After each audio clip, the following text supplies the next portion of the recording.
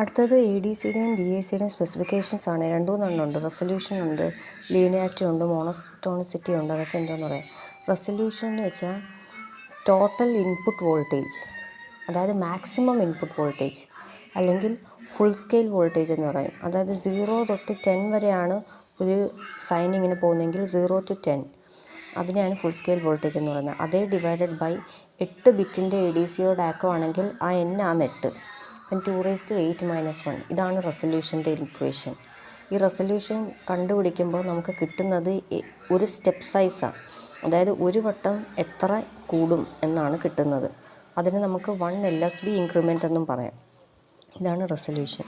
ഇനി ലീനിയാരിറ്റിയുടെ മീനിങ് എന്തുവാ?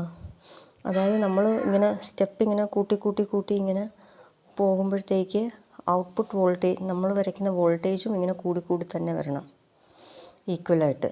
അതായത് ഏകദേശം ഒരു സ്ട്രെയിറ്റ് ലൈൻ തന്നെ കിട്ടണം. അതിനെയാണ് ലീനിയാരിറ്റി എന്ന് പറയുന്നത്.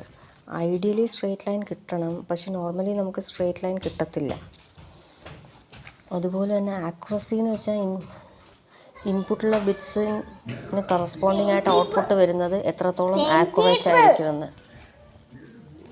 അതുപോലെ തന്നെ മോണോടോണിസിറ്റി എന്ന് വെച്ചാൽ ഒരു ഡാക്ക് ഇൻപുട്ട് ഇൻക്രീസ് ചെയ്യുമ്പം ഔട്ട്പുട്ട് ഇൻക്രീസ് ചെയ്യണം.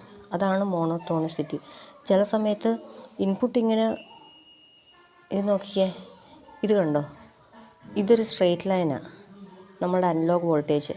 പക്ഷേ ഈ ബിറ്റ് കണ്ടോ, ആദ്യം ഇതായിരുന്നു 000 ആയിരുന്നു, പിന്നെ 001 ആയി, പിന്നെ ഇതിനെക്കാട്ടിലും താഴോട്ടാണ് പോകുന്നത്. ഈ ലൈനിൻ്റെ താഴെയല്ലേ വരുന്നത്. ഇടയ്ക്ക് വെച്ച് ഈ ലൈനിൻ്റെ മുകളിൽ പോകുന്നു, ഇടയ്ക്ക് വെച്ച് താഴെ വരുന്നു. അങ്ങനെ ലൈനിൻ്റെ താഴെ പോകാൻ പാടില്ല.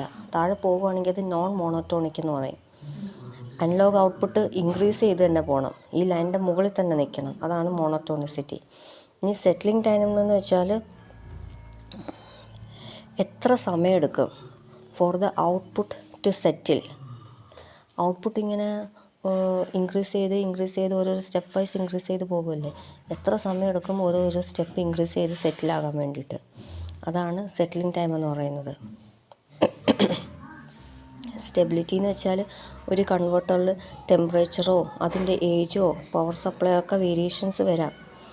എന്തൊക്കെ വന്നാലും ഈ കാര്യങ്ങളെല്ലാം എത്രത്തോളം ഈ മുന്നേ പറഞ്ഞ ലീനിയാരിറ്റിയും മോണോടോണിസിറ്റിയും ആക്യുറസിയിൽ എത്രത്തോളം അത് കീപ്പ് ചെയ്യുന്നു എന്നുള്ളതാണ് ആ ഒരു സിസ്റ്റത്തിൻ്റെ സ്റ്റെബിലിറ്റി കൊണ്ട് ഉദ്ദേശിക്കുന്നത്.